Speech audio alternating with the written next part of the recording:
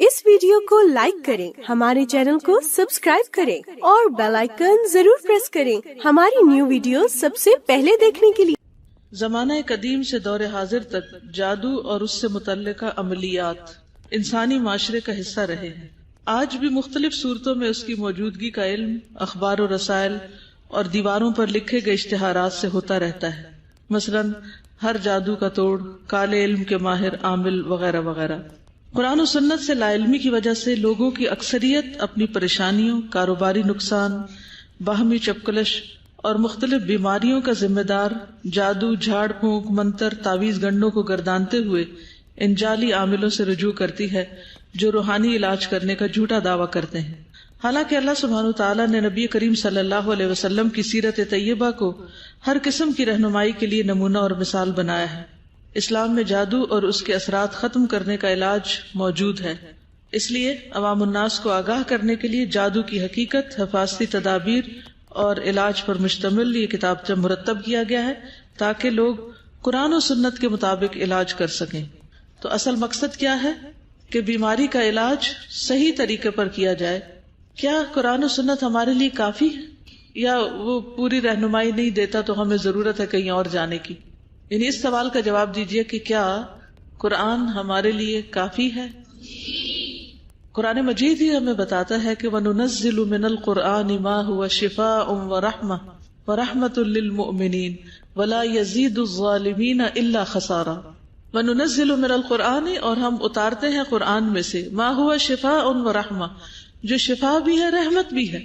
यानी कुरान में बीमारियों की शिफा मौजूद है और अल्लाह की रहमत है। जो भी इसके साथ ताल्लुक कायम करेगा उस पर अल्लाह की रहमतें होगी। लेकिन ये किसके लिए है? लिल मुमिनीन, जो इस पर ईमान लाए। अगर कुरान से शिफा नहीं हो रही तो इसका मतलब है कि हमारा ईमान नाकिस है, कुरान में कमी नहीं है। क्योंकि कुरान के मुकाबले में आमतौर पर लोगों के अंदर मुख्तलिफ आमिलों के जो मंत्र हैं या मुख्तलिफ जो हरबे हैं उन पर एतकाद ज्यादा है। लोग समझते हैं अगर हम किसी बाबे के पास जाएंगे तो वो हमारा इलाज करने पे कादिर है, और ये नहीं यकीन रखते कि कुरान से अगर हम रहनुमाई लेंगे तो इसमें हमारे लिए मुकम्मल और भरपूर शिफा है। तो सबसे पहले अपने ईमान को दुरुस्त करने की जरूरत है। जादू की हकीकत। जादू उर्दू जबान का लफ्ज है, अंग्रेजी में मैजिक कहते हैं, जबकि अरबी में इसके लिए सहर का लफ्ज इस्तेमाल होता है। सहर का लुग़वी माना धोखा देना, हीला करना, हकीकत से फेरना, बातिल को हक की सूरत में जाहिर करना, या कोई चीज किसी के सामने ऐसी मुलम्मा साजी के साथ पेश करना कि देखने वाले हैरान और शशदर रह जाए। यानी चीज की हकीकत को कुछ और बना के दिखाना। मुलम्मा साजी का मतलब है कि वो थी कुछ और लेकिन ऊपर से उसका मेकअप करके कुछ और बना दिया गया उसको। लफ्ज़ी माना क्या है, डिक्शनरी मीनिंग क्या है जादू का? धोखा देना, हीला करना, हकीकत से फेरना, बातिल को हक की सूरत में जाहिर करना, या किसी चीज पर कोई मुलम्मा साजी करके उसको कुछ से कुछ कर दिखाना। जादू में शयातीन, अरवाह खबीसा या सितारों से मदद ली जाती है। किससे मदद ली जाती? शयातीन से।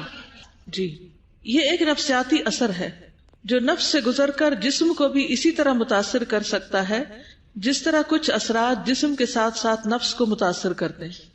क्योंकि हमारा जिस्म और रूह दोनों आपस में एक दूसरे के अंदर गुंधे हुए हैं। जैसे आटे में पानी होता है ना, तो वो उसके अंदर क्या होता है? मिला हुआ होता है। अगर कोई आपसे कहे कि पानी को आटे से अलग करो, क्या कर सकते हैं आप? नहीं कर सकते, इल्ला ये कि रोटी बना के जला के उसकी भाप उड़ा दें। फिर भी आप देखें रोटी पक भी जाती है तो अंदर से वो पानी मौजूद होता है, वो नमी होती है फिर भी पकने के बावजूद, आग पे जाने के बावजूद। तो यूं ही समझिए कि हमारा जिस्म और रूह हमारे जिस्म के बाल बाल और रग रग में पैवस्त है। जब कोई चीज जिस्म पे लगती है तो वो रूह को मुतासिर करती, खा वो कोई चोट हो या कोई गर्म चीज हो, आग वगैरह हो। इसी तरह जो चीज रूह पे लगती है, दिल पे लगती है, वो जिस्म को मुतासिर करती। जैसे किसी की बातें, किसी के ताने या किसी की तारीफ, तो एक चीज दूसरे के ऊपर असर अंदाज होती। ये बात समझ आ गई? ओके। मसलन खौफ एक नफ्सियाती चीज है, मगर उसका असर जिस्म पर यह होता है कि रोंगटे खड़े हो जाते हैं। यानी खौफ को मादी चीज नहीं होती, एक नफ्सियाती चीज होती है, लेकिन जिस्म मुतासर होता है और बदन में कपकपाहट सी तारी हो जाती है। जादू से हकीकत तब्दील नहीं होती, जादू से हकीकत तब्दील नहीं होती, مگر انسان کا نفس اور حواس اس سے متاثر ہو کر یہ محسوس کرنے لگتے ہیں کہ حقیقت تبدیل ہو گئی ہے. یعنی جادو کسی چیز کو بدل نہیں سکتا، لیکن انسانی حواس کو وہ چیز بدلی ہوئی نظر آتی. یہاں امام زہری کے نزدیک جادو کی تعریف بتائی گئی ہے کہ ایسا عمل جو شیطان جن کی مدد سے کیا جاتا ہے. امام رازی کے نزدیک جادو کا تعلق ہر اس کام سے ہوتا ہے جس کا سبب پوشیدہ ہو اور اس میں دھوکہ دہی نمایاں. کوئی بھی کام جس کا سبب نہ سمجھ آ رہا ہو، جس کے پیچھے کوئی لاجک نہ ہو، کوئی ریزن نہ ہو، کوئی وجہ نہ ہو، لیکن اثرات نظر آ رہے ہوں، تو اس کو جادو کہا جاتا ہے. دوبارہ آپ دیکھیے، ہر اس کام کے ساتھ اس کا تعلق ہوتا ہے جس کا سبب پوشیدہ ہو اور اس میں دھوکہ دہی نمایاں ہو. دھوکے میں کیا ہوتا ہے؟ چیٹنگ میں کیا ہوتا ہے؟ چیز کچھ ہوتی ہے، حقیقت کچھ ہوتی ہے، اور دکھائی کچھ اور جاتی، بتائی کچھ اور جاتی. جنات اور شیاطین چونکہ نظر نہ آنے والی مخلوق ہے، جنات اور شیاطین بھی نظر نہیں آتے، لہذا ان کے ذریعے کیا جانے والا عمل جب کسی کی طبیعت، مزاج یا عقل اور تخیل کو متاثر کرتا ہے تو طبی طور پر اس کی تشخیص نہیں کی جا سکتی. یعنی جن خود نظر نہیں آتا، لہٰذا وہ اگر انسانی جسم پر کچھ اثرات کرتے ہیں تو وہ آپ کی مشینیں نہیں دیکھ پاتی، وہ مشینوں میں نظر نہیں آتے، وہ ڈائگنوز نہیں ہو سکتے کہ اسے کیا بیماری لاحق ہے اور اس کا سبب کیا ہے. اسی وجہ سے اسے سحر کہا جاتا ہے. یعنی جب انسان بیمار ہوتا ہے تو کہاں جاتا ہے؟ ڈاکٹر کے پاس. ڈاکٹر کیا کرتا ہے؟ خود ڈائگنوز کرتا ہے یا ٹیسٹ کرواتا ہے. ٹیسٹ میں کس کس قسم کے ٹیسٹ ہوتے ہیں؟ بلڈ ٹیسٹ ہوتا ہے، اگر کڈنی میں کوئی پرابلم ہے تو کڈنی کا ٹیسٹ ہوتا ہے، الٹرا ساؤنڈ ہوتا ہے، ایکس ریز ہوتے ہیں، MRI ہوتا ہے، مختلف طرح کے ٹیسٹ ہوتے ہیں. ٹھیک، اس میں کون سی چیزیں نظر آتی ہیں؟ جو فزیکل ہوتی ہیں، فزیکل چیزیں نظر آتی ہیں. تو جو فزیکل نہیں ہوتی وہ نظر نہیں آتی. لہذا اگر کوئی جن عمل دخل کر رہا ہے تو وہ مشین میں نظر نہیں آئے گا، نہ MRI میں آئے گا، نہ کسی اور ٹیسٹ میں آئے گا. مریض کہتا ہے مجھے درد ہے، اور ڈاکٹر کہتا ہے اس درد کی کوئی وجہ بھی سمجھ نہیں آتی. سبب کیا ہے؟ پوشیدہ ہے، سبب نہیں معلوم. اسی وجہ سے اسے سحر کہا جاتا ہے. سحر کیا ہے؟ جس کا سبب معلوم نہیں. قرآن مجید میں متعدد بار سحر، جادو کا لفظ آیا ہے. اللہ تعالیٰ کا ارشاد ہے، اور انہوں نے اس چیز کی پیروی کی جسے شیاطین سلیمان کی بادشاہت میں پڑھتے تھے. بنی اسرائیل نے. بنی اسرائیل کس کے پیچھے پڑ گئے؟ جادو کے. یعنی بیسیکلی بتایا جا رہا ہے کہ جادو میں شیاطین استعمال ہوتے ہیں، جنات استعمال ہوتے ہیں جو نظر نہیں آتے. لہٰذا ہر ایسا عمل جس کا سبب پتہ نہیں چلتا وہ جادو ہوتا ہے. یہ کنیکشن یاد رہے گا نا. اور سلیمان نے کفر نہیں کیا، یعنی سلیمان علیہ السلام جادو نہیں کرتے تھے، بلکہ شیطانوں نے کفر کیا، جنات نے کیا. ٹھیک ہے، وہ لوگوں کو جادو سکھاتے اور اس کی پیروی کرتے جو بابل میں ہاروت اور ماروت 2 فرشتوں پر نازل کیا گیا. حالانکہ وہ دونوں کسی ایک کو نہیں سکھاتے تھے، کسی کو بھی نہیں سکھاتے تھے، یہاں تک کہ وہ دونوں کہتے ہم تو صرف آزمائش ہیں، لہٰذا تم کفر نہ کرو. 2 دفعہ جادو کو کیا قرار دیا جا رہا ہے؟ کفر. چنانچہ لوگ ان دونوں سے جادو سیکھتے جس کے ذریعے سے وہ شوہر اور اس کی بیوی کے درمیان جدائی ڈالتے.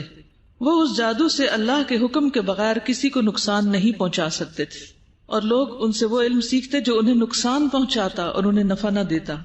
حالانکہ وہ جانتے تھے کہ جس نے اس جادو کو خریدا آخرت میں اس کے لیے کوئی حصہ نہیں. البتہ وہ بہت بری چیز تھی جس کے بدلے انہوں نے اپنی جانیں بیچ ڈالی، یعنی جہنم خریدی. کاش وہ جان لیتے. تو اس آیت سے ہمیں جادو کی حقیقت پتہ چل رہی ہے. سب سے پہلی بات تو یہ کہ شیاطین سلیمان علیہ السلام کی بادشاہت میں جادو کا کام کیا کرتے تھے.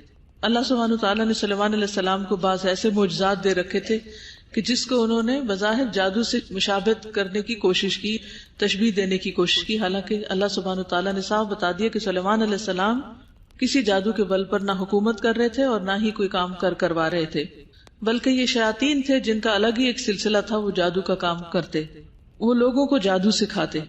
اور اتفاق یہ کہ ہر قوم کی آزمائش اس کی ویکنیسز کے ساتھ ہوتی ہے. تو اس دور کے بنی اسرائیل کی آزمائش بھی اسی کے ساتھ ہوئی کہ اللہ تعالیٰ نے ان کے لیے 2 فرشتے اتارے بابل کے شہر میں، ہاروت اور ماروت، جو لوگوں کو جادو سکھا سکتے تھے.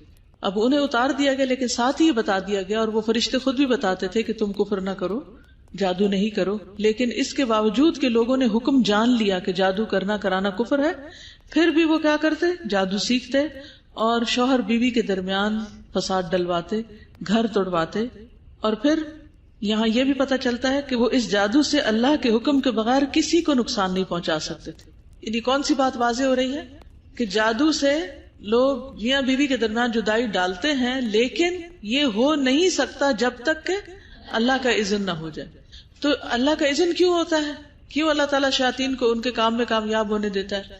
کیونکہ آزمائش ہے. اور دوسرے یہ کہ جس طرح جسمانی بیماریوں کے وائرسز ہوتے ہیں وہ اٹیک کرتے ہیں اور انسان بیمار ہو جاتا ہے، تو اسی طرح روحانی بیماریاں بھی انسان پر اٹیک کرتی ہیں اور انسان متاثر ہو جاتا ہے اللہ کے اذن سے. کیا اس وقت فضا میں جراثیم ہیں؟ مختلف بیماریوں کے بھی ہو سکتے ہیں، لیکن کیا وہ آپ سب کو اٹیک کر دیں گے؟ نہیں. کس کو کریں گے؟ جس کے لیے اللہ کا اذن ہوگا. تو اسی طرح شیاطین، جنات، جادو کسی پہ اثر نہیں ڈال سکتا جب تک کہ اللہ کا اذن نہ ہو. اللہ کا اذن کیوں؟ کہ اس شخص کی آزمائش ہے، یہ امتحان ہے. جیسے وَلَنَبْلُوَنَّكُمْ بِشَيْءٍ مِّنَ الْخَوْفِ وَالْجُوعِ وَنَقْصٍ مِّنَ الْأَمْوَالِ وَالْأَنفُسِ وَالثَّمَرَاتِ. ہم تمہاری ضرور آزمائش کریں گے، خوف سے، بھوک سے، جان مال اور پھلوں کی کمی سے. تو آزمائشیں چونکہ آنی ہے زندگی میں ہر ایک پر، تو یہ بھی ایک آزمائش ہوتی ہے جو انسان پر آتی ہے. لیکن انسان کو ہمیشہ یہ تسلی رکھنی چاہیے، اگر کوئی کسی کو ڈرائے کہ میں تم پہ جادو کر دوں گا اور جادو کر کر کے مار دوں گا، تو اس پہ ڈرنا نہیں چاہیے، کیونکہ کسی کے پاس بھی زندگی موت کا اختیار نہیں ہے. زندگی موت صرف اللہ دیتا ہے، کسی وہم کا شکار نہیں ہونا چاہیے. تو ان کو واضح طور پر بتا دیا جاتا کہ تم جادو نہ کرو، یہ کفر ہے، لیکن پھر بھی وہ چیز سیکھتے جو انہیں نقصان دیتی اور فائدہ نہیں دیتی تھی. اور وہ جانتے تھے کہ جس نے جادو خریدا، جادو کیا کرایا، اس کا آخرت میں کوئی حصہ نہیں، یعنی وہ کامیاب نہیں ہو سکتا، وہ جنت میں نہیں جا سکتا. کیا آج کے مسلمانوں کو یہ پتا ہے؟ کچھ کو شاید نہ پتا ہو، لیکن کچھ کو پتا بھی ہے. اس کے باوجود وہ ایسے عملیات کرتے رہتے ہیں جو جادو کی زد میں آتے ہیں. وہ اچھی طرح پتا ہونے چاہیے اور ہمیں اس سے پوری طرح پرہیز کرنا چاہیے. ورنہ اگر ایسا کوئی بھی کام کیا جو جادو میں آتا ہے تو نماز، روزہ، حج، زکوٰۃ، صدقات، سارے اعمال برباد ہو جائیں گے، کیونکہ جادو کا ارتکاب کفر ہے، اور کفر کے ہوتے ہوئے ایمان ضائع ہو جاتا ہے اور اعمال برباد ہو جاتے ہیں. تو اللہ تعالیٰ کہتے ہیں کہ یہ کیسے لوگ تھے جنہوں نے دنیا کے کچھ فائدوں کی خاطر یا دنیا میں اپنی ضد وغیرہ پوری کرنے کے لیے لوگوں کے خلاف انہوں نے اپنی جانیں بیچ ڈالی.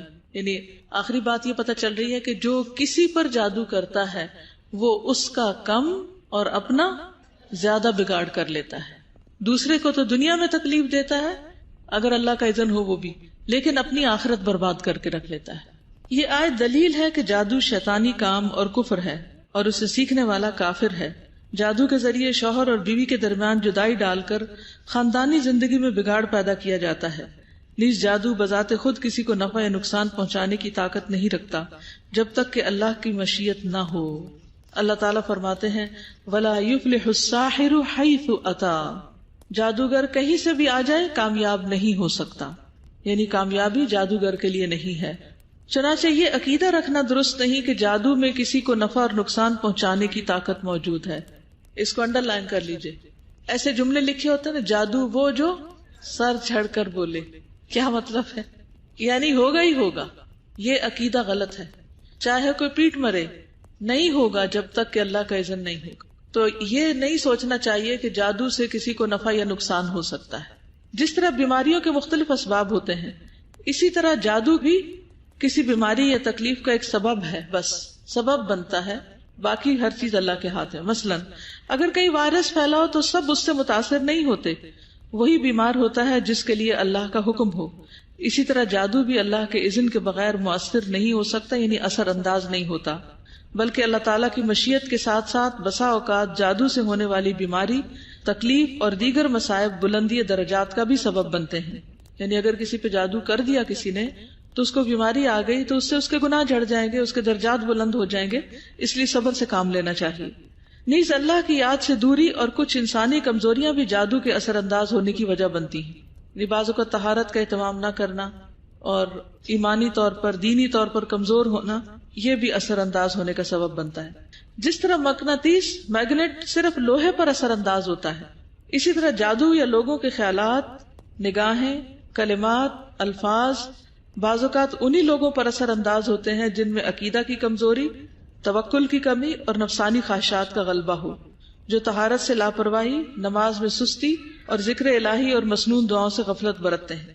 تاہم کبھی نیک اور صالح لوگ اور رسول بھی جادو سے متاثر ہو جاتے ہیں، جیسے نبی صلی اللہ علیہ وسلم پر جادو کا کچھ اثر ہوا تھا. عمومی وجوہات کیا ہیں؟ بتائیے کیا کیا وجہ ہو سکتی ہے عام لوگوں میں؟ طہارت کی کمی اور عقیدے کی کمزوری، توکل کی کمی، نفسانی خواہشات کا غلبہ، نماز وغیرہ میں سستی، قرآن وغیرہ میں دعاؤں میں خصوصاً حفاظت کی دعائیں پڑھنے میں سستی. تو پھر شیاطین اثر انداز ہو جاتے ہیں، کیونکہ شیطان انسان کا دشمن ہے. شیطان انسان کا دشمن ہے، وہ اس کو ہر لحاظ سے، دینی اعتبار سے، جسمانی اعتبار سے، روحانی اعتبار سے پریشان رکھنا چاہتا ہے، تاکہ انسان کچھ کر نہ سکے اس زندگی میں، اپنی زندگی ضائع کر کے چلا جائے. جی ہاں، یعنی انسان کو کوئی اگر دھمکی بھی دے یا کبھی وہم بھی ہو یا شیطان خیال بھی ڈالے کہ کوئی اثر ہو گیا ہے یا کسی نے کچھ کر دیا ہے، تو ہمیشہ سوچنا چاہیے کہ جب تک اللہ کا اذن نہ ہو کچھ بھی نہیں ہو سکتا. السلام علیکم. اس میں سب سے زیادہ توحید پر جو ایمان ہے، اللہ تعالیٰ کی معرفت ہونا بے حد ضروری ہے. یعنی اللہ تعالیٰ کے بارے میں جاننا، یعنی یہ توحید کی ساری اقسام جو ہیں، اور اس پر پختہ یقین ہونا، اور پھر اس کے مطابق انسان کا جو عمل ہے، وہی چیزیں انسان کو پھر اس خوف سے نجات دے سکتی، نجات دلا سکتی ہے. بالکل. جی ہاں، مطلب یہ ہے کہ جادو ایک تو ہے کسی کے اوپر کر دینا، اور ایک یہ ہے کہ کسی چیز کے اوپر کرنا. جیسے موسیٰ علیہ السلام کے دور میں جو رسیوں کو سانپ بنا دیا گیا تھا، تو وہ جادو موسیٰ علیہ السلام پر نہیں تھا کہ ان پہ کوئی بیماری آتی یا کچھ، یعنی صرف اس کی ظاہری حالت کو تبدیل کر دیا گیا تھا. ٹھیک ہے. میجک شو کا بھی دیکھا تو وہ صرف ہماری نظروں کے اوپر کچھ ہو رہا ہوتا ہے، ہمارے حواس پر وہ اثر انداز ہو رہا ہوتا ہے، چیز کی حقیقت کچھ نہیں بدلتی، چیز ویسے ہی ہوتی ہے، ہمیں کچھ اور نظر آ رہی ہوتی. نبی صلی اللہ علیہ وسلم پر بھی جادو کا اثر ہوا تھا. یہود نے آپ پر جادو کیا تھا اور آپ اس کی وجہ سے کچھ چیزیں بھول جاتے تھے. پھر وحی کے ذریعے فرشتے کو بھیجا گیا اور آپ کو بتایا گیا کہ جادو کہاں دفن کیا گیا ہے. آپ صلی اللہ علیہ وسلم نے اس کو نکلوایا اور آپ ٹھیک ہو گئے. دیکھیں جیسے چھری جو ہے اس کا استعمال کوئی بھی ہو سکتا ہے، اسی طرح کسی بھی آبجیکٹ کا استعمال مثبت یا منفی دونوں طرح ہو سکتا ہے. جی یہ کہتی ہے کہ نفسانی خواہشات کے غلبے کی جو بات ہے بالکل درست ہے، کیونکہ عموماً جو جادو کے اشتہارات آتے ہیں اس میں یہ لکھا ہوتا ہے کہ محبوب آپ کے قدموں میں، اور اکثر لوگ محبت میں کامیابی کے لیے ہی جادوگروں کا رخ کرتے ہیں. ٹھیک ہے. جادو کیا ہے؟ جادو ایسے الفاظ اور دم کا نام ہے، یعنی پھونک مارنے کا، جن کو لکھ کر یا پڑھ کر ہوا یا گروہ میں پھونکنے سے مطلوبہ شخص کے بدن، دل، عقل یا معمولات زندگی پر منفی اثر ہوتا ہے. اس کو دوبارہ دیکھیے تاکہ بات سمجھ میں آ جائے کہ جادو کیسے کرتے ہیں. کچھ الفاظ بولتے یا لکھتے ہیں کاغذ کے اوپر جیسے تعویذ ہوتا ہے، اور پھونکے مارتے ہیں گروہ میں، دھاگا لے کے اس کے اوپر پڑھ کے گرہ لگاتے جاتے ہیں، اور عام طور پر مریض کا نام، اس کے والدین کا نام، خاص طور پر ماں کا نام جو ہے وہ ساتھ پڑا جاتا ہے. اور پھر یا گروہ میں پھونک مارتے ہیں یا ہوا میں پھونک مار دیتے ہیں امیجن کر کے اس شخص کو جس پر جادو کیا جا رہا ہوتا ہے. ٹھیک ہے. یا الفاظ لکھتے ہیں یا پڑھتے ہیں، یا دھاگے پہ پھونک مارتے ہیں یا ہوا میں پھونک مارتے ہیں، یعنی اس طریقے پر جادو کرتے ہیں. اور جس کا نام وہ لیتے ہیں کہ یہ اثر اس پہ ہو، تو اس شخص کے دل دماغ پر اس کے اثرات اگر اللہ کا اذن ہو تو مرتب ہو جاتے ہیں. اب آپ کہیں گے کہ الفاظ کا اثر ہو جاتا ہے. الفاظ جب سامنے بولے جاتے ہیں کیا ان کا اثر ہوتا ہے کوئی؟ اگر آپ کے سامنے کوئی اچھے لفظ بولے تو کیا ہوتا ہے؟ آپ کا دل خوش ہوتا ہے. اور اگر کوئی تنقیدی باتیں کرے، آپ کو کریٹیسائز کرے، تو اثر ہوتا ہے کوئی؟ کتنی دیر تک؟ الفاظ کا اثر کب تک ہوتا ہے؟ بعض اوقات ساری زندگی ہوتا ہے. تو یہ جادو تو نہیں، لیکن یہ الفاظ کا اثر ہے. تو جادو بھی الفاظ ہوتے ہیں، کچھ لفظ بولے جاتے ہیں، اور جس شخص کے لیے وہ کیا جاتا ہے اس کی یا تو تصویر سامنے رکھ کے بھی جادو کرتے ہیں. پتہ؟ تو اس لیے یہ جو ایک فتنہ تصویر ہے، فیس بک پر ہر کوئی اپنی شادی کی اور اگلی پچھلی تصویریں دے دیتے ہیں، اور ہر ایک کو الاؤ کر دیتے ہیں کہ اپنے موبائل کے ساتھ آ کے دلہن کی تصویریں کھینچے. یہ انتہائی غلط ہے. اس کا نقصان کیا ہوتا ہے کہ اگر کوئی کسی حسد یا دشمنی کی وجہ سے کسی کے پیچھے پڑ جائے تو پھر جادو وغیرہ میں بھی یہ چیزیں استعمال ہو سکتی ہیں. کوشنری میشر ہے کہ ہم لوگوں کو نہیں اس طرح کرنا چاہیے. جی.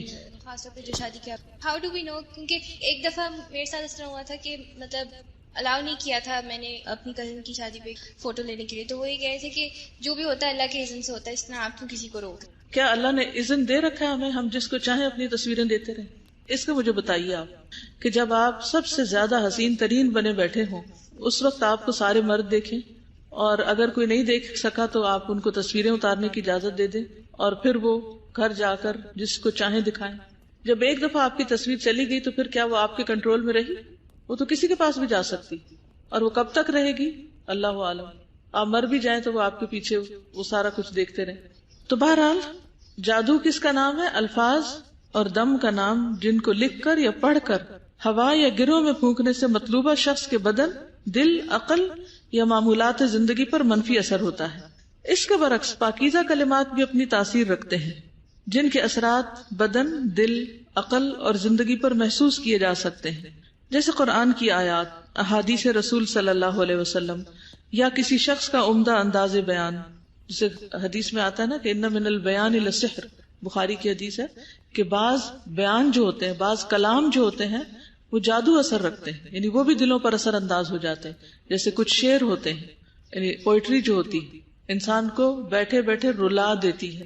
آپ رونے والے نہیں ہوتے لیکن آپ سنتے ہیں تو ایک دم رو پڑتے ہیں. تو اس نے کیا کیا؟ تھے تو الفاظ ہی نا، ان الفاظ نے آپ کے دل کو چھو لیا اور آپ اسی وقت اپنے بس سے باہر ہو گئے. بعض لوگ تو اتنا روتے ہیں کہ انہیں سنبھالنا مشکل ہو جاتا ہے. سیدنا ابن عمر رضی اللہ عنہما کہتے ہیں کہ مشرق کی طرف سے 2 مرد آئے، دونوں نے لوگوں کو ایک فصیح و بلیغ خطبہ سنایا. لوگ ان کے بیان سے متاثر ہوئے تو رسول اللہ صلی اللہ علیہ وسلم نے فرمایا یقیناً بعض بیان جادو جیسا اثر رکھتے ہیں. جس طرح نیکیاں برائیوں کو دور کرنے کی قدرت رکھتی ہیں، حق باطل کو مٹانے کی قوت رکھتا ہے، بالکل اسی طرح پاکیزہ کلمات بھی شرکیہ کلمات کو زائل کرنے کی صلاحیت رکھتے ہیں. یعنی ایسی باتوں سے ڈرنا نہیں چاہیے. اس کے جواب میں اعوذ باللہ یا مسنون اذکار جو اس کتاب کے آخر میں دیے ہوئے ہیں ان کو پڑھ لینا چاہیے. تو ان الحسنات یذہبن السیئات. جادو کی اصلیت. جادو جادوگر اور شیطان کے درمیان ہونے والے ایک معاہدے کا نام ہے. یعنی یہ ایک طرح سے انسان اور شیطان کے درمیان ایک معاہدہ ہوتا ہے، کانٹریکٹ ہوتا ہے. جادوگر اور شیاطین کا باہمی تعلق اس روایت سے واضح ہوتا ہے. یعنی حدیث سے یہ بات پتہ چلتی. یعنی کوئی یہ کہہ سکتا ہے آپ کو کیسے پتا؟ تو حدیث سے یہ بات پتہ چلتی کہ کس طرح شیاطین اثر انداز ہوتے ہیں. سیدنا ابو ہریرہ رضی اللہ عنہ سے روایت ہے کہ بے شک اللہ کے نبی صلی اللہ علیہ وسلم نے فرمایا جب اللہ سبحانہ تعالیٰ آسمان پر کسی بات کا فیصلہ کرتے ہیں، جب اللہ تعالیٰ آسمان پر کسی بات کا فیصلہ کرتے ہیں تو فرشتے اللہ کے فیصلے کو سن کر جھکتے ہوئے عاجزی سے اپنے بازو پھڑپڑاتے ہیں. ٹھیک ہے، ہلتے ہیں، کانپتے ہیں. پھر وہ آپس میں پوچھتے ہیں کہ تمہارے رب نے کیا فرمایا؟ وہ کہتے ہیں حق بات کا حکم فرمایا، یعنی جو بھی فرمایا حق فرمایا، سچ کہا، اور وہ بلند و برتر ہے. پھر ان کی یہی گفتگو چوری چھپے سننے والے شیاطین سن لیتے ہیں. سورۃ جن میں بھی آتا نا انا کنا نقعد مقاعد للسمع، کہ ہم چھپ کے سننے کی جگہوں پہ جا بیٹھتے تھے اور فرشتوں کو جو حکم ملتا تھا وہ ہم بھی سن لیتے تھے. پھر وہ شیاطین کوئی ایک کلمہ سن کر اپنے نیچے والے کو بتاتے ہیں. یعنی چوری سے بات سن لی کہ اللہ کا حکم، مثلاً یہ کہ فلاں کو مار دو یا بارش برساؤ فلاں علاقے میں، یا اور جو بھی کوئی حکم ہے مثال کے طور پر، تو وہ انہوں نے سن لیا. اب سن کے شیطان نے کیا کیا؟ اگلے شیطان کو بتا دیا. اس طرح وہ کلمہ ساحر یا کاہن تک پہنچ گیا. کبھی تو ایسا ہوتا ہے کہ اس سے پہلے کہ وہ کلمہ اپنے سے نیچے والے کو بتائیں آگ کا گولا انہیں آ دبوچتا ہے، یعنی مار دیا جاتے ہیں. اور کبھی ایسا ہوتا ہے کہ جب وہ بتا لیتے ہیں تو آگ کا انگارہ ان پر پڑتا ہے. اس کے بعد کاہن اس میں 100 جھوٹ ملا کر لوگوں سے بیان کرتا ہے. پھر یہ بات کہی جاتی ہے کہ دیکھا اس کاہن نے فلاں دن یہ بات نہیں کی تھی. اسی ایک کلمے کی وجہ سے جسے آسمان پر شیاطین نے سنا تھا، لوگ کاہنوں اور ساحروں کی بات کو سچا جاننے لگتے ہیں. ایک بات آپ دیکھیے، جتنے بھی نجومی ہیں، جو بھی سود سیرز ہیں، یا جو مستقبل کی پیشن گوئیاں کرتے ہیں، بعض اوقات وہ 100 جھوٹی باتیں کرتے ہیں مگر ایک بات اس میں صحیح نکل آتی ہے تو لوگوں کا اعتقاد کیا ہو جاتا ہے. ان کو سب پتا ہے. وہ 99 جھوٹی باتوں کو کنسیڈر ہی نہیں کرتے. کیا کرتے ہیں؟ اس ایک بات کو لے لیتے ہیں. بڑے بڑے جو پیشن گوئیاں کرتے رہتے ہیں، ان کی کوئی ایک آدھ بات سچی ہو جاتی ہے تو پھر لوگ ان کی ہر بات کو ایسے سنتے جیسے قرآن کی آیت سنی جاتی یا اس سے بھی زیادہ. تو کیا ہوتا ہے؟ کون بتائے گا کہ کاہنوں کے پاس کس طرح غیب کی خبریں پہنچتی ہیں؟ میں جاننا چاہتی ہوں آپ کو کیا سمجھ آئی. اللہ تعالیٰ فرشتوں کو حکم دیتے ہیں، نے سن لیا، یعنی اس کے اوپر عمل کرنے کے لیے وہ آج سے جھکتے ہیں. تو وہ جب دوسرے فرشتے ان سے پوچھتے ہیں کہ تمہارے رب نے کیا حکم دیا، تو وہ کہتے ہیں کہ جو بھی کہا حق کہا.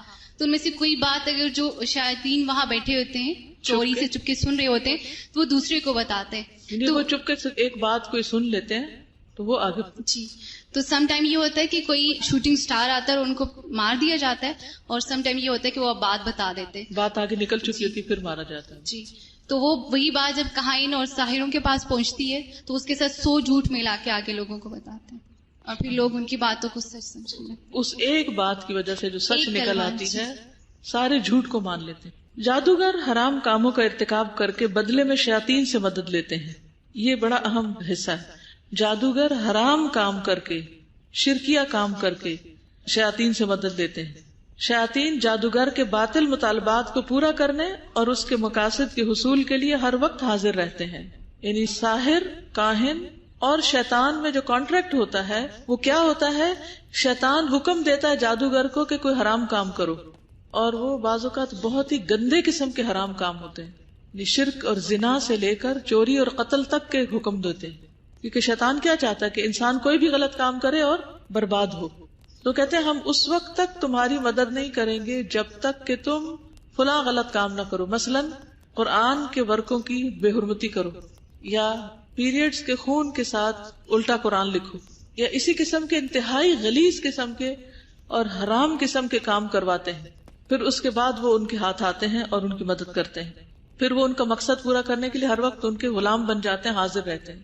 یہ کہتے ہیں نا جن مسخر کیا ہوا. حضرت سلیمان علیہ السلام نے تو اللہ کے حکم سے مسخر کیا ہوا تھا, لیکن عام طور پر یہ عامل بابے وغیرہ جو جن مسخر کرتے ہیں وہ بعض اوقات ان کی غلط باتیں مان کر ان کو مسخر کر پاتے ہیں اور ان سے پھر کام لیتے ہیں. تو اس لیے ایسے لوگوں کے پاس بھی نہیں جانا چاہیے جو جنات کے ذریعے پھر آگے کام لے رہے ہوتے ہیں, کیونکہ ہمیں نہیں معلوم کہ انہوں نے کون سے غلط کام کر کے جنات کو اپنا ہم نوا بنایا. جادو شرک کی ایک قسم ہے, کیونکہ اس میں لوگوں کو گمراہ کرنے کے لیے جنات کی عبادت بھی کی جاتی ہے اور ان سے مدد لی جاتی ہے. جادوگر اللہ تعالیٰ کے بجائے جنات کی عبادت کرتا ہے اور ان کے وسیلے سے ایسے کام کرتا ہے جو لوگوں کے لیے ضرر رساں ہوتے ہیں, یعنی نقصان دہ ہوتے ہیں. جادوگر کس کی عبادت کرتا ہے؟ جنات کی. وہ اس سے سجدہ کرواتے ہیں یا کھلم کھلا شرکیہ کام کرواتے ہیں. ٹھیک. بسا اوقات جادوگر لوگوں کے خیالات پر اس قدر حاوی ہو جاتا ہے کہ لوگ چیزوں کو ایسی شکل میں دیکھتے ہیں جو ان کی اصلی صورت نہیں ہوتی. جیسے فرعون کے جادوگروں کے بارے میں اللہ تعالیٰ کا ارشاد ہے, یخیل الیہ من سحرہم انہا تسعی. موسیٰ علیہ السلام کو ان کے جادو سے خیال دلایا جا رہا تھا جیسے کہ وہ دوڑتے ہوئے سانپ ہیں. یعنی موسیٰ علیہ السلام پر بھی اس کا اثر ہو گیا تھا, وہ انہیں رسیوں کو سانپ سمجھ بیٹھے تھے, تو وہ ان کے خیال پر اثر انداز ہوئے تھے جادوگر. سمجھ آئے؟ یعنی بعض اوقات ایک چیز ہے, یعنی یہ کتاب ہے, لیکن یہ سونے کی اینٹ نظر آ رہی ہو مثلا, تو وہ سونا نہیں ہوتا. کیا ہوتا ہے؟ ذہنی خلل ہوتا ہے یا خیالات میں اثر اندازی ہوتی ہے, اور پھر اس کی بنا پر وہ چیز کی حقیقت کچھ سے کچھ نظر آتی. اللہ تعالیٰ کا ان کے بارے میں ارشاد ہے, فَلَمَّا أَلْقَوْا سَحَرُوا أَعْيُنَ النَّاسِ وَاسْتَرْهَبُوهُمْ وَجَاءُوا بِسِحْرٍ عَظِيمٍ. پھر جب انہوں نے رسیاں پھینکی تو لوگوں کی آنکھوں پر جادو کر دیا اور انہیں ڈرا دیا, اور وہ بہت بڑا جادو بنا لائے. یعنی سارے ماہر جادوگر اکٹھے ہو کر انہوں نے آخری حد تک اپنا جادو چلانے کی کوشش کی.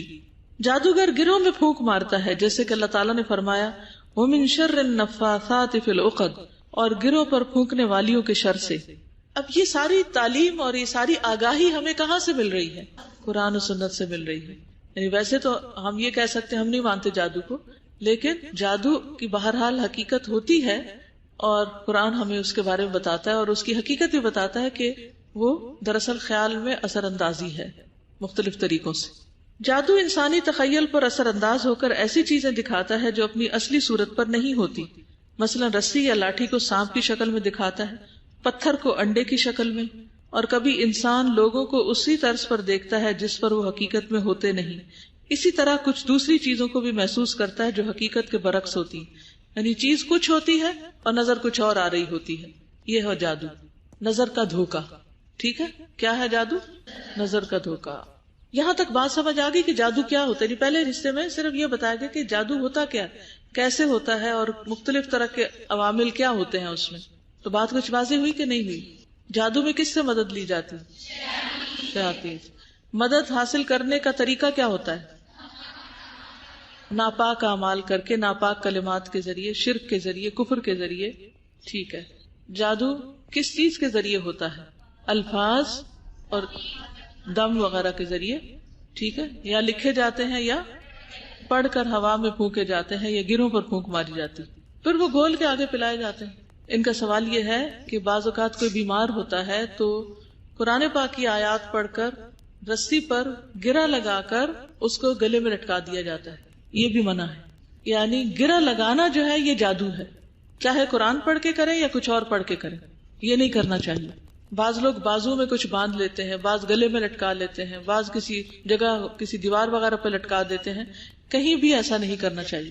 جی اصل میں ہم نے پیچھے عقیدہ واسطیہ پڑھا، پھر رسول الثلاثہ پڑھا، شرک کی اقسام پڑھی، لیکن عام طور پر جادو کے ذریعے جو شرک کا کاروبار پھیلا ہوا ہے، الامان والحفیظ، اچھے بھلے سمجھدار عبادت گزار نیک لوگ بھی اس پھندے میں پھنس جاتے ہیں اور ساحروں اور کاہنوں کے پاس پہنچ جاتے ہیں جو انہیں غیب کی خبریں بتاتے ہیں اور پھر وہ ان کے بتائے ہوئے طریقوں پر عمل کر کے اپنا ایمان گنواتے ہیں. تو اس لیے بہت محتاط ہونے کی ضرورت ہے، ہر چیز کو اچھی طرح سمجھ لینے کی، تاکہ کسی ایسی چیز کے قریب نہ انسان پھٹکے جو ایمان لے جانے والی. استاذہ یہ جو تعویذ ہوتا ہے اس کی کیا حقیقت ہے؟ یعنی کہا جاتا ہے کہ چھوٹا سا کاغذ اس کو رول کر دیا جاتا ہے اور اس پہ کچھ قرآنی آیات لکھی جاتی ہیں. ڈیپینڈ کرتا ہے اس پر لکھا کیا گیا ہے. اگر تو قرآنی آیات لکھی گئی ہیں تو کوئی حرج نہیں، لیکن جو دوسری باتیں ہیں ان میں ہندسے لکھے جاتے ہیں، نمبر لکھے جاتے ہیں، کچھ لائنز لگا دی جاتی، کچھ لائنز ہوتی ہیں، یا بعض اوقات صرف ایسے اسکریبل کیا ہوتا ہے. تو ایسی کسی چیز کو استعمال نہیں کرنا چاہیے جو سمجھ نہ آئے، یا نمبرز وغیرہ ہوں، کیونکہ اس میں شیاطین کو پکارا جاتا ہے، غیر اللہ کی مدد لی جاتی ہے جس سے وہ چیز شرک میں شامل ہو جاتی. ٹھیک ہے، بعض لوگ خود تو جادو نہیں کرتے لیکن جادو کے توڑ کے لیے جادو کر رہے ہوتے ہیں، وہ بھی غلط ہے. جادو کا توڑ صرف مسنون طریقے سے کرنا چاہیے جو اس کتاب میں بتایا جائے گا انشاءاللہ. جادو کی اقسام. جادو کی دو بڑی اقسام ہیں، عام جادو اور کالا جادو، یا چھوٹا جادو بڑا جادو. ٹھیک، یہ تعویذ کے ذریعے یا جنتر منتر پڑھ کر کیا جاتا ہے. عام جادو ان تعویذ بنا کے دے دیے جاتے ہیں. کالا جادو، اس میں نجاست سے آیات قرآنی لکھی جاتی ہیں، یعنی پیشاب وغیرہ سے یا کچھ، یا آیات قرآنی کو الٹا لکھا جاتا ہے. جیسے قل هو اللہ احد ہے تو کیسے لکھیں گے؟ احد اللہ کل، نعوذ باللہ، یعنی قرآن کو الٹا کر دیتے ہیں. اور دیگر حرام کام کیے جاتے ہیں. یہ ایک سخت قسم کا جادو ہے. ان دونوں اقسام کے تحت درج ذیل جادو کیے یا کروائے جاتے ہیں. سحر تفریق، قریبی اور کاروباری رشتوں میں جدائی ڈالنے والا. تفریق کا کیا مطلب؟ جدائی ڈالنے والا. لوگ اکٹھے ہیں، ان کو اچھے نہیں لگتے کہ ان کے درمیان لڑائی جھگڑا ہو تاکہ وہ جو اچھا کام کر رہے ہیں وہ نہ ہو سکے. حسد کی بنا پر عام طور پر لوگ ایسا کرتے ہیں. سحر محبت، کسی کے دل میں اپنی محبت ڈالنے والا. سحر تخیل، وہم میں ڈالنے والا. سحر جنون، دماغ کو مفلوج کرنے والا. سحر خمول، کاہلی اور سستی میں مبتلا کرنے والا، یعنی کوئی کام نہ ہو سکے، لیزی کر دے بس. سحر حواتف، چیخ و پکار میں مبتلا کرنے والا. آپ نے دیکھا ہوگا کہ کچھ لوگ اچھے بھلے ہوتے ہیں اور اچانک وہ چیخنا چلانا شروع کر دیتے ہیں، وہ آؤٹ آف کنٹرول ہو جاتے ہیں. سحر امراض، مختلف بیماریوں مثلا مرگی میں مبتلا کرنے والا. سحر استحاضہ، استحاضہ کی بیماری میں مبتلا کرنے والا، وہ خواتین جن کو سارا مہینہ پیریڈز ہوتے رہتے ہیں، اسپاٹنگ ہوتی رہتی ہے. اس میں نبی صلی اللہ علیہ وسلم کی واضح حدیث ہے جس سے پتہ چلتا ہے کہ یہ شیطان کا عمل ہے. جادو کی وجوہات، وہ مذموم وجوہات جن کی بنا پر عموماً جادو کیا یا کروایا جاتا ہے. نمبر 1، دشمنی یا حسد، کسی کو ذہنی اور جسمانی بیماریوں میں مبتلا کرنا، رشتوں میں رکاوٹ یا بندش ڈالنا، اولاد کی بندش کرنا، کاروبار میں بندش کرنا، مشترکہ کاروبار کے حصے داروں میں پھوٹ ڈلوانا، کسی کی تعلیم اور ترقی میں رکاوٹ ڈالنا. نمبر 2، انسانی تعلقات میں خرابی، خاوند بیوی میں تفریق کرانا یعنی طلاق ہو جائے، والدین اور اولاد میں ناچاکی کروانا، پڑوسیوں میں فساد ڈلوانا، دوستوں میں جدائی ڈلوانا، بھائیوں کے مابین نفرت کرانا. یعنی یہ مقاصد ہوتے ہیں عام طور پر جادو، سارے ہی مذموم مقاصد ہیں. جادو کے بغیر بھی یہ سب کچھ ہو رہا ہے اور وہ شیطانوں کی پیروی ہے. یعنی شیطان ان چیزوں کا حکم دیتا ہے اور انسان اللہ کی بات ماننے کی بجائے شیطان کی پیروی کرنے لگتا ہے. سیدنا ابو ہریرہ سے روایت ہے کہ رسول اللہ صلی اللہ علیہ وسلم نے فرمایا، اجتنبوا الموبقات الشرک باللہ والسحر، ہلاک کرنے والی چیزوں سے بچو، اللہ کے ساتھ شرک کرنا اور جادو کرنا. یعنی شرک کے ساتھ اس کو ملایا گیا ہے. جادو کی چند علامات، یعنی جس پہ جادو ہوتا ہے اس کے اوپر یہ نظر آتا ہے. نمبر 1، بغیر اسباب کے مزاج میں بتدریج تبدیلی، آہستہ آہستہ مزاج بدل جانا، موڈ بدلنا. سستی، گھبراہٹ، خاموشی اور تنہائی کی عادت. ذہنی انتشار کی کیفیت جو بتدریج بڑھتی جائے، یعنی مینٹل ڈس اورینٹیشن. بے چینی کی کیفیت لیکن جگہ بدلتے ہی افاقہ ہونا، یعنی انسان بے چین ہو لیکن اگر وہ اس جگہ سے ہٹ جائے، کسی اور گھر میں چلا جائے، کسی اور مجلس میں، تو وہاں وہ بے چینی ختم ہو جائے. مزاج میں حد سے زیادہ چڑچڑا پن آ جانا، کسی کام میں دل نہ لگنا، نماز روزہ اور دیگر عبادات سے دل اکتا جانا یعنی عبادت چھوڑ دینا، جسم کے کسی حصے میں بلا وجہ درد ہونا، بغیر کسی بیماری اور ظاہری علامات کے سر چکرانا، بعض اوقات دورے کی کیفیت کے دوران گردن کا ٹیڑھا ہونا یعنی فٹس پڑنے لگتے ہیں بعض لوگوں کو، ڈراؤنے خواب آنا، اور بیداری میں بھی چیخ و پکار کی آوازیں سنائی دینا، یعنی بیٹھے بیٹھے کچھ آوازیں سننا جو اور لوگوں کو جو پاس بیٹھے ان کو نہیں سنائی دیتی، صرف بیمار کو سنائی دیتی. گھر والوں، دوست احباب اور رشتہ داروں سے معاملات بلا سبب خراب ہونا. نمبر 2، غیر معمولی واقعات پیش آنا، یعنی ایک تو عام چیزیں ہیں جو یہ موڈ مزاج کی تبدیلی وغیرہ ہے، اور کچھ ہے خون کے چھینٹے گرنا، طے شدہ کپڑوں کو کٹا ہوا پانا، خاوند یا بیوی کو ایک دوسرے میں کشش محسوس نہ ہونا، فریقین کے درمیان بلا وجہ شکوک و شبہات کا پیدا ہونا، یعنی فریقین سے مراد کوئی بھی دو لوگ آپس میں ایک دوسرے سے مس انڈرسٹینڈنگ، ہر وقت مس انڈرسٹینڈنگ. خاوند یا بیوی کو دوسرے فریق کا بدصورت دکھائی دینا، میاں کو بیوی بہت بری لگتی ہے شکل و صورت اس کی، حالانکہ وہ پہلے اچھی والی پسند تھی، اور اسی طرح بیوی کو شوہر کی شکل دیکھنا پسند نہیں، گوارا نہیں. شادی شدہ کو اپنے رفیق حیات کے پاس جانے سے بے رغبتی ہونا، یعنی کسی قسم کی بیوی سے سیکشل ڈیزائر نہ ہونا. یہ علامات ہوتی ہیں عام طور پر جادو کی. اب جادو سے بچاؤ کی احتیاطی تدابیر، یعنی بیماری ہونے سے پہلے ہی جن پہ جادو نہیں ہوا وہ اچھے بھلے صحت مند ٹھیک ٹھاک ہیں، وہ کیا کریں. جس طرح جسمانی بیماریوں سے بچاؤ کے لیے احتیاطی تدابیر اختیار کی جاتی ہیں، اسی طرح جادو سے بچاؤ کے لیے بھی احتیاطی اور حفاظتی تدابیر اختیار کرنی چاہیے. حفاظتی تدابیر جادو اور دیگر شرور سے بچنے کا ذریعہ ہیں، اور جادو واقع ہونے کے بعد اس کا علاج بھی ہے. لہٰذا اللہ تعالیٰ پر بھروسہ کرتے ہوئے درج ذیل تدابیر پر عمل کریں اور دعا بھی کریں کہ اللہ تعالیٰ اس تکلیف اور پریشانی سے نجات عطا فرمائے. آمین. نمبر 1، طہارت اور وضو کا اہتمام، پاک صاف رہنا. کچھ لوگ نہ نہاتے ہیں نہ اپنے جسم کے بال صاف کرتے ہیں، اور اگر وہ کسی کمرے میں آ جائیں تو پورا کمرہ اسمیل سے بھر جاتا ہے.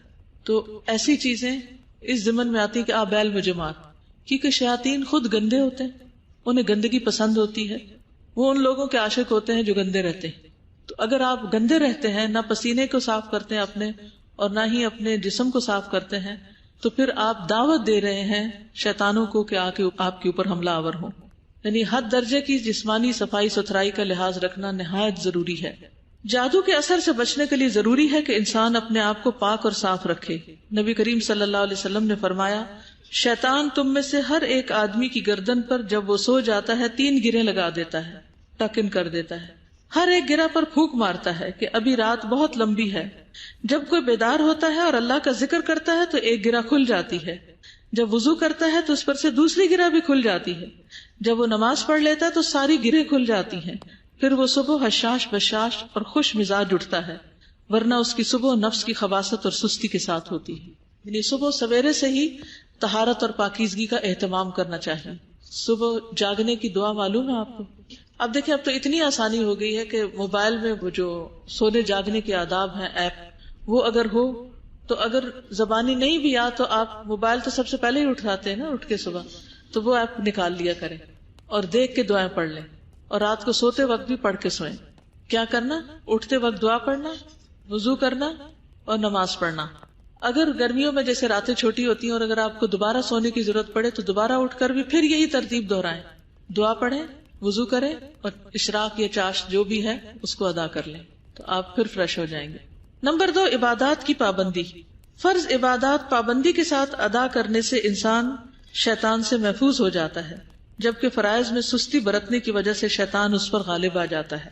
سیدنا جندب بن عبداللہ کہتے ہیں کہ رسول اللہ صلی اللہ علیہ وسلم نے فرمایا، جس نے صبح فجر کی نماز ادا کی تو وہ اللہ تعالیٰ کے ذمے میں ہے، اللہ اس کی حفاظت کرے گا، اور جو صبح کی نماز قضا کر دے پھر وہ اللہ کے ذمے سے نکل گیا، پھر وہ بغیر حفاظت کے پڑی ہوئی چیز ہے، جو چاہے اس پر حملہ آور ہو جائے.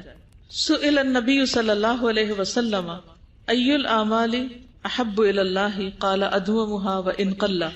سیدہ عائشہ فرماتی ہیں کہ نبی صلی اللہ علیہ وسلم سے پوچھا گیا کون سے اعمال اللہ کے نزدیک سب سے زیادہ پسندیدہ ہیں؟ فرمایا جن پر ہمیشگی کی جائے خواہ وہ کم ہی کیوں نہ ہو. اب یہ 3 کام کو مشکل ہے صبح اٹھ کر. اگر آپ کو پیریڈز ہے نماز نہیں پڑھنا تو بھی آپ اٹھ کے اچھی طرح وضو کر لیجئے، وضو کرنا نہیں منع، نماز پڑھنا منع ہے، اور صبح شام کے اذکار، حفاظت کی دعائیں، قرآن کا جو حصہ زبانی یاد ہے اس کو پڑھ لیجیے تاکہ آپ کی صبح چستی میں ہو، سستی میں نہیں۔ نمبر 3، کثرت سے اللہ کا ذکر کرنا۔ اللہ کا ذکر بکثرت کرنے سے شیطان کے حملوں سے محفوظ رہا جا سکتا ہے۔ سیدنا حارث اشعری بیان کرتے ہیں کہ رسول اللہ صلی اللہ علیہ وسلم نے فرمایا کہ یحییٰ ابن زکریا نے بنی اسرائیل سے کہا، میں تمہیں اللہ کا ذکر کرنے کا حکم دیتا ہوں۔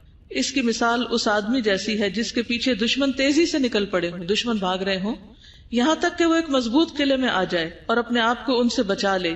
اسی طرح کوئی بندہ اللہ کے ذکر کے علاوہ شیطان سے خود کو نہیں بچا سکتا۔ ٹھیک ہے، سب سے زیادہ کیا چیز محفوظ رکھتی ہے انسان کو؟ اللہ کا ذکر۔ یہ احتیاطی تدبیر میں بہترین تدبیر ہے۔ کثرت سے اللہ کا ذکر کیجیے۔ استغفار کو لازم پکڑنا۔ استغفار پڑھنے سے انسان کو بہت سے فائدے حاصل ہوتے ہیں، جیسا کہ نوح علیہ السلام نے اپنی قوم کو استغفار کو لازم پکڑنے کو کہا تھا۔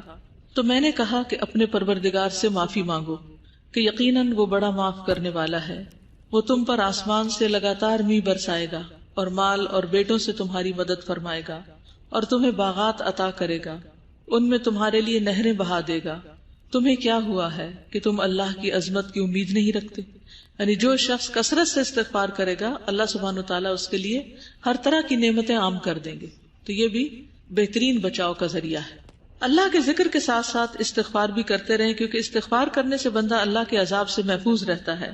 سیدنا فضالہ بن عبید نبی صلی اللہ علیہ وسلم سے روایت کرتے ہیں کہ آپ صلی اللہ علیہ وسلم نے فرمایا، العبد آمن من عذاب اللہ ما استغفر اللہ عز وجل۔ بندہ جب تک اللہ عز وجل سے استغفار کرتا رہتا ہے اس وقت تک اللہ کے عذاب سے محفوظ رہتا ہے۔ شیطان ہمارے دل میں وسوسہ ڈالتا ہے کہ تم تو بہت گناہ گار ہو، تمہاری بخشش نہیں ہوگی، تو فوراً کیا شروع کر دیں؟ استغفار، کہ اگر میں نے استغفار کر لی، اللہ سے معافی مانگ لی، تو اللہ کے عذاب سے بچ جاؤں گی۔ سیدنا ابو ہریرہ کہتے ہیں، میں نے رسول اللہ صلی اللہ علیہ وسلم کو فرماتے ہوئے سنا، اللہ کی قسم بے شک میں اللہ تعالیٰ سے دن میں 70 سے زیادہ مرتبہ استغفار کرتا ہوں۔ حالانکہ آپ پر تو کوئی گناہ بھی نہیں تھا اور آپ اتنی زیادہ استغفار کرتے تھے، ہمیں کیا کرنے کی ضرورت ہے؟ کم از کم تو 70 ضروری ہے، لیکن اس سے کئی گنا زیادہ کرنے کی ضرورت ہے۔ تو میک شور ہر روز اپنے آپ کو پوچھا کریں، اپنا جائزہ لیا کریں، احتساب کیا کریں کہ کیا میں نے آج دن میں ایک تسبیح کم از کم استغفار کی ہے۔ نمبر 5، گھر کو تصاویر اور مجسموں سے پاک رکھنا۔ گھر میں اگر تصاویر یا کتے ہوں تو رحمت کے فرشتے نہیں آتے، اس لیے ایسی چیزیں گھروں میں نہیں رکھنی چاہیے۔ سیدہ عائشہ فرماتی ہیں کہ آپ صلی اللہ علیہ وسلم نے فرمایا، ان الملائکۃ لا تدخل بیتا فیہ صورۃ، بلا شبہ فرشتے ایسے کسی گھر میں داخل نہیں ہوتے جس میں کوئی تصویر ہو۔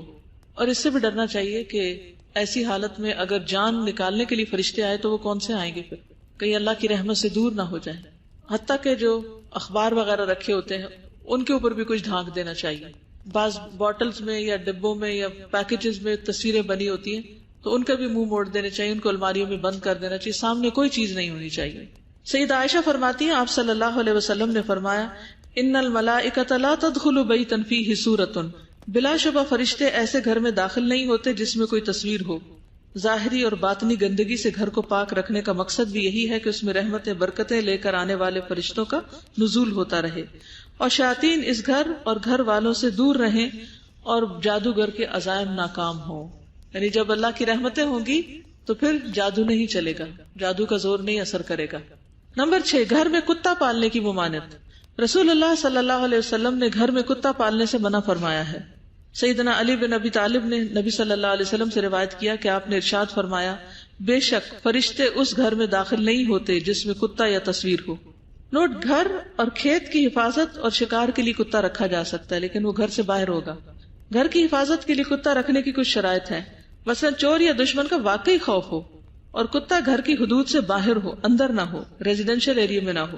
چونکہ کتا نجس ہے، ناپاک ہے، لہٰذا وہ گھر کی اشیاء سے بھی دور ہو اور اس کی تکریم بھی نہ کی جائے، یعنی اس سے محبت، لاڈ پیار اور اسے گود میں لینا یا اس کے لعاب دہن کا پرہیز نہ کرنا، یہ چیزیں ناپسندیدہ ہیں۔ نمبر 7، حرام کاموں اور حرام کمائی سے بچنا۔ یعنی اگر آپ چاہتے ہیں کہ جادو آپ پر اثر نہ کرے تو حرام چیزوں سے بچیے۔ حرام کمائی جیسے سودی کاروبار، رشوت، جوا، گانا بجانا، ستارہ شناسی یعنی ایسٹرالوجی اور علم نجوم، پامسٹری، اس کے ذریعے مال کمانے سے بچنا ضروری ہے. یہ سب حرام ذریعے آمدنی ہے، کیونکہ شیطانی چالیں وہاں زیادہ کامیاب ہوتی ہیں جہاں اللہ کی نافرمانی اور حرام کاموں کا ارتکاب کیا جاتا ہے. یعنی جب آپ اللہ کی نافرمانی کرتے ہیں تو آپ کا ایمان کمزور ہو جاتا ہے. جب آپ کا ایمان کمزور ہوتا ہے تو شیاطین آپ پر زیادہ حملہ آور ہوتے ہیں. جیسے ہمارا اگر امیون سسٹم کمزور ہو جائے تو کیا ہوتا ہے؟ وائرس زیادہ اٹیک کرتے ہیں.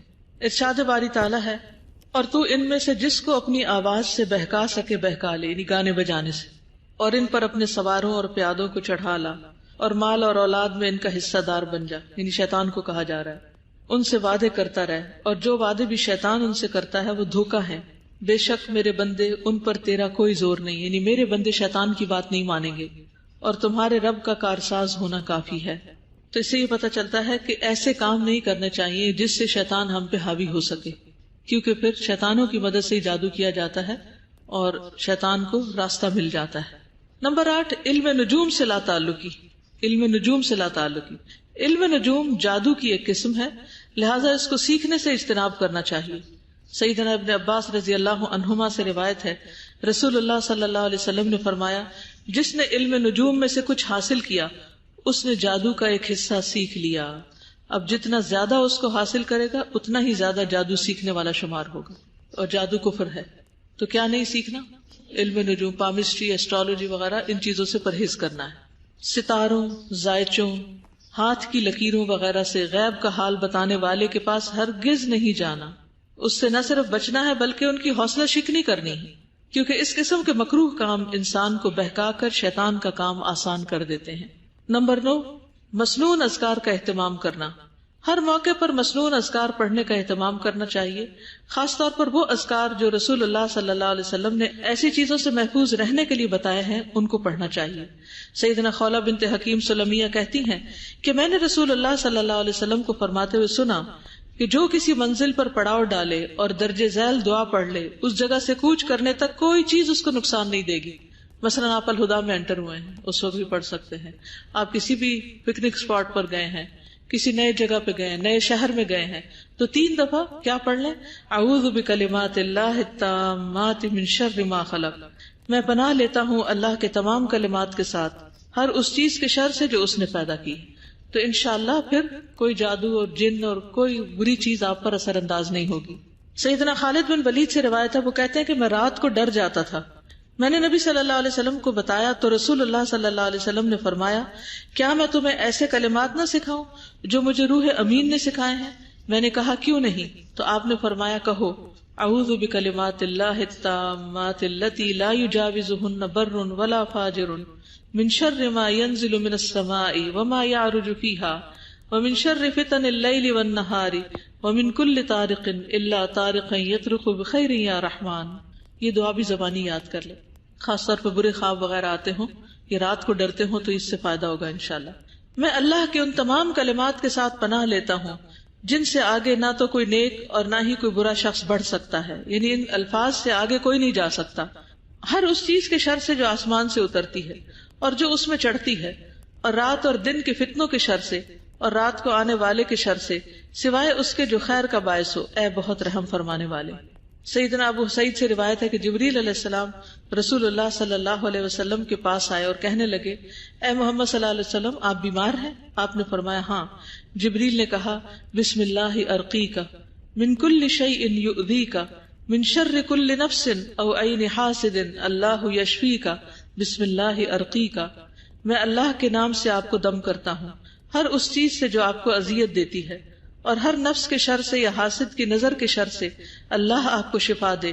میں اللہ کے نام سے آپ کو دم کرتا ہوں. یہ ہے وہ مسنون دم جن سے انسان ہر طرح کے شر سے محفوظ ہو سکتا ہے. بس انشاءاللہ باقی کل